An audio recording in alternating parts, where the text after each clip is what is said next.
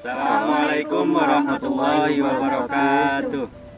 Perkenalkan, kami dari kelompok 4 yang beranggotakan Amar, Wilda, saya sendiri, Anissa, ada Risma, ada Zikril, yang akan menyampaikan materi yaitu konsep dan perhitungan pendapatan nasional dari Fakultas Ekonomi dan Bisnis Islam Universitas Surya Kencana dengan Prodi Ekonomi Syariah. Dosen pengampu Erwani Firmansyah, SPD MPD ME. Bismillahirrahmanirrahim. Pengertian pendapatan nasional. Pengertian pendapatan nasional adalah jumlah total pendapatan yang diterima masyarakat suatu negara selama 1 tahun. Yang kedua, jumlah total pengeluaran yang dikeluarkan oleh seluruh rumah tangga ekonomi suatu negara selama 1 tahun. Dan yang ketiga, jumlah total produksi barang atau jasa yang dihasilkan masyarakat suatu negara selama 1 tahun yang diukur dengan uang. Adapun menurut para ahli, bisa dilihat ya di sini, dan di sini. Tujuan dan manfaat mempelajari pendapatan nasional. Tujuannya, 1. Mengetahui kemampuan dan pemerataan perekonomian Indonesia masyarakat, juga negara. Kedua, memperoleh taksiran yang baik tentang nilai barang dan jasa dalam 1 tahun. Ketiga, membantu pemerintah dalam perencanaan dan pelaksanaan program pembangunan. Keempat, mengkaji dan mengendalikan faktor-faktor yang mempengaruhi perekonomian negara. Manfaatnya, 1. Mengetahui struktur perekonomian negara seperti agraris, industri, dan lain-lain. Kedua, mengetahui pertumbuhan perekonomian negara dengan cara membandingkan pendapatan nasional dari waktu ke waktu. Ketiga, dapat membandingkan perekonomian antar daerah. Keempat, dijadikan dasar perbandingan dengan perekonomian negara lain. Kelima, membantu kebijakan pemerintah di bidang ekonomi.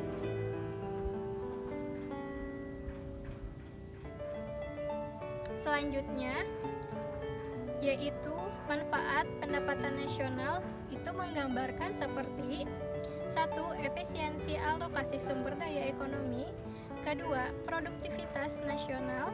Ketiga, kemakmuran suatu negara. Keempat, kemampuan untuk melakukan pembangunan. Kelima, masalah-masalah struktural. Bismillahirrahmanirrahim. Konsep pendapatan nasional, PDB atau GDP, produk domestik bruto atau gross domestic product. Produk domestik bruto adalah jumlah produk berupa barang dan jasa yang dihasilkan oleh unit-unit produksi di dalam batas wilayah suatu negara selama 1 tahun. Dalam perhitungannya termasuk juga hasil produksi dan jasa yang dihasilkan oleh perusahaan atau orang asing yang beroperasi di wilayah yang bersangkutan.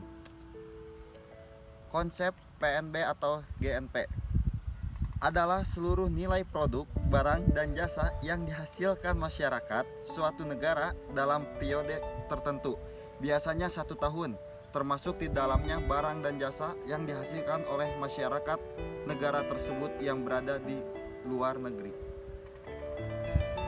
Konsep NNP. NNP adalah jumlah barang dan jasa yang dihasilkan oleh masyarakat dalam periode tertentu, setelah dikurangi penyusutan, depresiasi, dan barang pengganti modal. Konsep NNI. NNI adalah jumlah seluruh penerimaan yang diterima oleh masyarakat setelah dikurangi pajak tidak langsung. Konsep PI, personal income, adalah jumlah seluruh penerimaan yang diterima masyarakat yang benar-benar sampai ke tangan masyarakat setelah dikurangi oleh laba ditahan, iuran asuransi, iuran jaminan sosial, pajak perseorangan, dan ditambah dengan transfer payment. DI adalah pendapatan yang diterima masyarakat yang sudah siap dibelanjakan oleh penerimanya. Baik, di sini saya akan menjelaskan mengenai metode perhitungan pendapatan nasional. Metode perhitungan pendapatan nasional adalah suatu cara untuk mengetahui jumlah besaran dari nominal pendapatan nasional. Selain itu, metode perhitungan pendapatan nasional juga untuk mempermudah dilakukannya proses evaluasi. Setidaknya ada 3 metode pendekatan pendapatan nasional. Yang pertama, metode atau pendekatan produksi. Yang kedua, metode atau pendekatan pendapatan. Yang ketiga, metode atau pendapatan pengeluaran. Baik, kita masuk ke pembahasan yang pertama, pendekatan produksi, di mana yaitu nilai barang dan jasa yang diproduksi di suatu negara dalam 1 tahun dengan cara menjumlahkan nilai tambah atau value added tiap proses produksi. Biasanya barang yang dihitung itu barang yang sudah jadi bukan barang mentah ataupun barang setengah jadi. Dan untuk mengetahui cara menghitung nilai tambah, rumusnya yaitu nilai tambah sama dengan nilai output dikurangi nilai input. Ini adalah rumusnya. Baik, sekarang komponen usaha atau produksi penyumbang pendapatan nasional. Yang pertama, pertanian, peternakan, kehutanan, dan perikanan. Yang kedua, pertambangan dan penggalian. Yang ketiga, industri pengolahan. Yang keempat, listrik, gas, dan air minum. Yang kelima, bangunan. Yang keenam, perdagangan, hotel, dan restoran. Yang ketujuh, pengangkutan dan komunikasi. Yang kedelapan, bank dan lembaga keuangan lainnya. Yang kesembilan, sewa rumah. Yang kesepuluh, pemerintahan dan pertahanan. Dan yang terakhir, jasa-jasa. Untuk contoh soalnya sebagai berikut.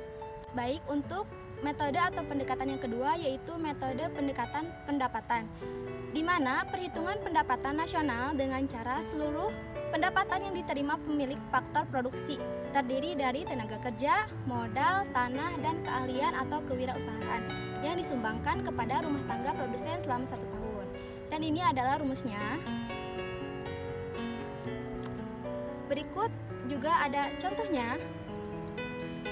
Oke, sekarang kita ke pendekatan pengeluaran, di mana jumlah pengeluaran secara nasional untuk membeli barang dan jasa yang dihasilkan dalam 1 tahun dengan cara menjumlahkan seluruh pengeluaran pelaku ekonomi yang terdiri dari rumah tangga konsumen, rumah tangga produsen, rumah tangga pemerintah, dan rumah tangga luar negeri.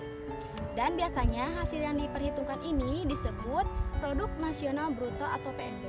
Berikut adalah rumusnya. Dan ini adalah contohnya.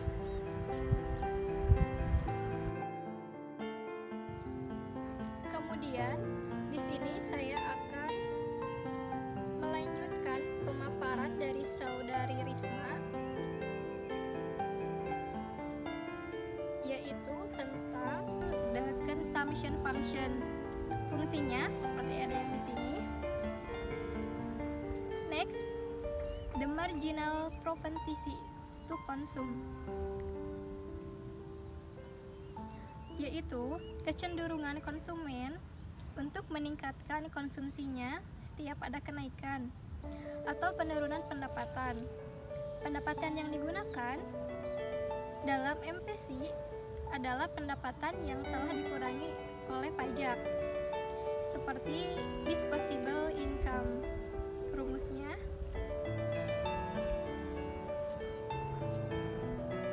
next, the investment function.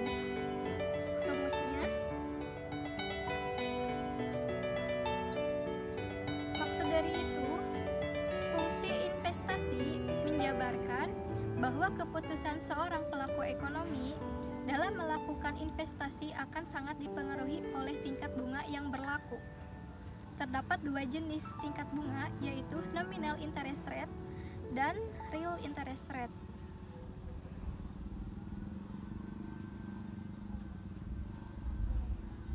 Hubungan antara tingkat bunga dengan investasi dapat dilihat seperti kurva yang ada di sini.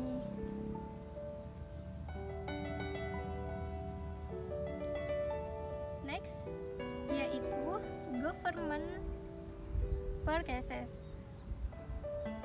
Maksud dari itu, yaitu pengeluaran pemerintah akan sangat dipengaruhi oleh pendapatan yang akan diterima oleh pemerintah. Jika jika tercipta kondisi seperti yang ada di bawah ini. Terima kasih. Bismillahirrahmanirrahim. Selanjutnya yaitu pendapatan per kapita. Pendapatan per kapita adalah besarnya pendapatan rata-rata penduduk di suatu negara. Pendapatan per kapita atau income per kapita biasanya diukur dalam kurun waktu 1 tahun. Pendapatan per kapita dihasilkan dari pembagian pendapatan nasional dan jumlah penduduk di suatu negara tersebut.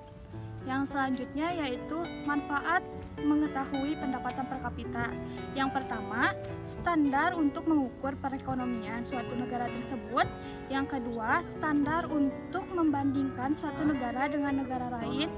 Yang ketiga, standar untuk mengukur kemakmuran suatu negara. Semakin besar pendapatan per kapita, maka semakin makmur negara tersebut. Dan selanjutnya yaitu rumusnya ada di sini ya. Dan ini contohnya. Yang selanjutnya, klasifikasi pengelompokan pendapatan. Yang pertama, negara berpendapatan rendah atau low income biasanya dimulai dari 1025 US dollar. Yang kedua, negara berpendapatan menengah rendah atau low middle income biasanya dimulai dari 1026 US dollar sampai 4035 US dollar. Yang ketiga, negara berpendapatan menengah tinggi biasanya dari mulai 4036 US dollar sampai 12.745 US dollar. Dan yang terakhir, untuk negara berpendapatan tinggi atau high income biasanya lebih dari 12.745 US dollar.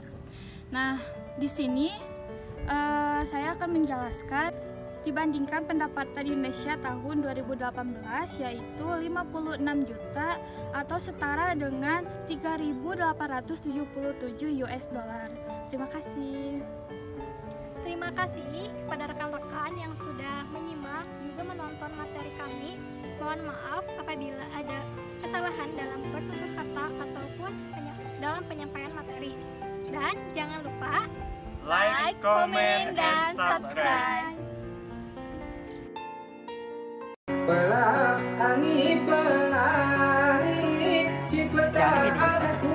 Oh, biar ada BTS. Yang benar. Ini mah bukan hafalan juz 30 ya.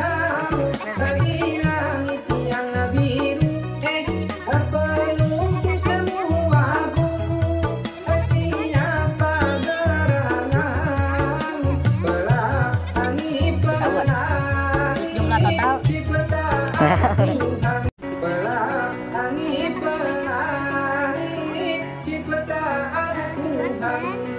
Lupa lagi.